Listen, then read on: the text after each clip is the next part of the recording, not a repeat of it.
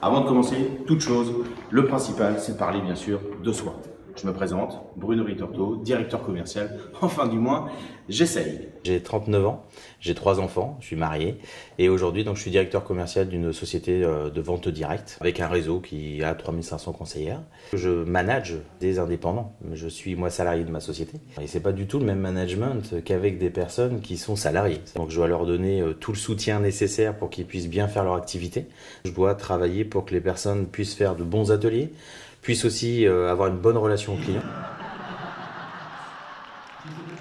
On a aussi des tournées terrain où on rencontre nos forces de vente avec les groupes. On est dans le savoir-faire plus, vraiment le côté méthode. Le méthode, comment on met en place le schéma de se mettre en lien avec les gens, comment on vend les produits. On a des fiches techniques parce que ça reste des produits quand même un peu techniques. Et après, on a le deuxième palier qui est pour nous le savoir-être, savoir gérer, savoir parler, savoir communiquer. Bien au-delà de parler, c'est vraiment communiquer.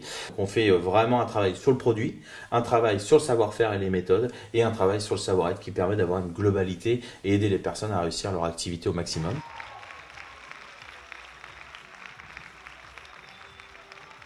Nos valeurs et nos visions ne sont pas du tout marketing, comme on dit, ils ne sont pas galvaudés. On a travaillé sur justement la notion de valeur spécifique que nous, on a mis en place sous une notion d'acronyme qui s'appelle RESPIRE. Le R, c'est responsable.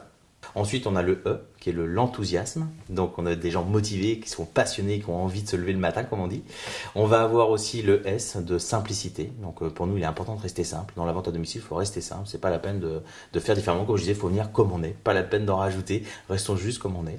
Le P, qui va être la persévérance, parce que ça reste un métier quand même où il faut persévérer aussi. Il y a quand même une notion de faut rien lâcher.